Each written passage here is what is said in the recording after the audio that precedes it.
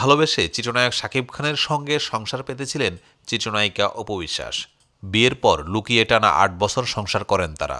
২০১৭ সালের ২৭শে সেপ্টেম্বর তাদের কোলজুড়ে আসে পুত্র সন্তান আব্রাহাম খান জয়। এরপরে পাল্টে যায় শাকিব অপুর জীবনের মোড়। কারণ সন্তানের বিষয়টি গোপন রাখতে চেয়েছিলেন অভিনেতা। একই বছর গণমাধ্যমে পুত্র সন্তানের কথা প্রকাশ করার পরেই ভেঙে যায় শাকিব অপুর সংসার। যদিও এইসব এখন পুরনো হয়ে গেছে, তবুও মাঝে মাঝে শাকিবের সঙ্গে কাটানোর মুহূর্তগুলো স্মরণ করেন অপু। সম্প্রতি এক সাক্ষাৎকারে শাকিবের সঙ্গে ঘটে যাওয়া নানা ঘটনা শেয়ার করেন এই নায়িকা। তিনি জানান, একবার নাকি তার সঙ্গে দেখা করতে কিছু না জানিয়ে ভারতের শিলিগুড়ি চলে গিয়েছিলেন শাকিব।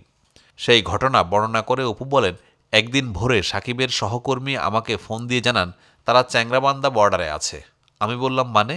তখন বিছানা থেকে লাফিয়ে উঠে আমার মেজ বোনকে বললাম শাকিবের কাণ্ড। সেই পুরোটা দাদাকে বলল, দাদাও ঘটনা জেনে লাফিয়ে উঠল।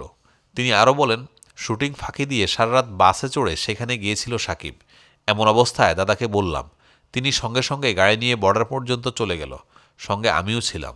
এরপর দাদা শিলিগুড়িতে শাকিবের জন্য একটি হোটেল বুকিং করেন। চিত্রনায়িকা বলেন, শাকিব অনেক সহজ সরল। আমাদের যেদিন বিয়ে হয়েছে সেই দিনের একটা কথা এখনও কানে বাজে। শাকিব হুট করেই আমাকে বলে, চলো বিয়ে করে ফেলি। আমি বললাম, বিয়ে করে ফেলবো মানে কিভাবে সম্ভব? এর জবাবে আমাকে বলেছিল, স্ত্রীকে একজন স্বামী যেভাবে ভালোবাসে আমি ঠিক একজন স্বামীর জায়গা থেকে সেভাবেই তোমাকে ভালোবাসবো।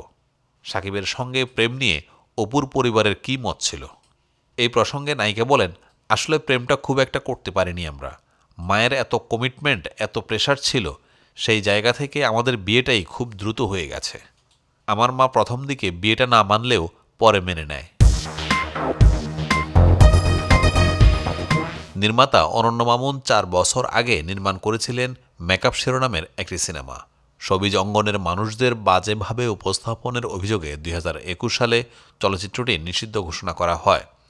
৫ই আগস্ট আওয়ামী লীগ সরকার পতনের পর ছবিটি আবারও চলচ্চিত্র সার্টিফিকেশন বোর্ডে জমা পড়ে। এবারও সিনেমা থেকে কিছু অংশ বাদ দিতে বলা হয়। নানা প্রক্রিয়া শেষে অবশেষে গত ১৭ই ডিসেম্বর সিনেমাটি সিনেমা হলে মুক্তির অনুমতি দিয়েছে চলচ্চিত্র সার্টিফিকেশন বোর্ড। মুক্তির অনুমতি পেলেও মন খারাপ নির্মাতা অনন্য মামুনের। তিনি বলেন, মেকআপ নিয়ে কোনো কথাই বলতে চান না তিনি। শুধু এই সিনেমা নয়, কোনো কাজ নিয়েই গণমাধ্যমের সঙ্গে কথা বলতে চান না। এই সিনেমার ব্যাপারে কথা বলতে একদমই আগ্রহী নই। সিনেমা থেকে দৃশ্য বাদ দেওয়া প্রসঙ্গে জানতে চাইলে নির্মাতা বলেন, মাত্র ১ মিনিট কেটে নেওয়া হয়েছে। এইটুকু অংশ কেটে নিলে সিনেমার কোনো ক্ষতিই হয় না। প্রাক্তন প্রধানমন্ত্রীর কিছু ছবি ব্যবহার করা হয়েছিল, এইগুলো ফেলে দেওয়া হয়েছে। সেই সাথে কিছু সংলাপ নিয়ে তাদের আপত্তি ছিল, সেইগুলো বাদ দেওয়া হয়েছে। নিজের সিনেমা নিয়ে বেশ উচ্ছ্বাসিত সিনেমার নায়িকা নিপা আহমেদ রিয়েলি। তিনি বলেন, সিনেমাটি আমার ক্যারিয়ারের প্রথম সিনেমা। অনেক আশা নিয়ে কাজ করেছিলাম, কিন্তু নানা কারণে ছবিটি সেন্সর বোর্ডে আটকে ছিল। অবশেষে মুক্তির অনুমতি পেয়েছে। আমি খুবই খুশি। এই ছবিতে আমার জার্নিটা একেবারে অন্যরকম দেখতে পাবেন দর্শক। বর্তমান প্রেক্ষাপট এবং আমাদের শোবিজ ইন্ডাস্ট্রির গল্প নিয়ে নির্মিত হয়েছে ছবিটি। আমি এবং রৌশন ভাইকে নতুনভাবে দেখতে পাবেন দর্শক। আশা করছি দর্শক ছবিটি পছন্দ করবেন।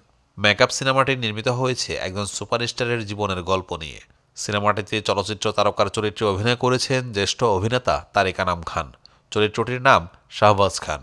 চলচ্চিত্রটিতে আরও অভিনয় করেছেন নায়ক জিয়াউল রৌশন, পায়েল মুখার্জি, বিশ্বজিৎ মুখার্জি প্রমুখ।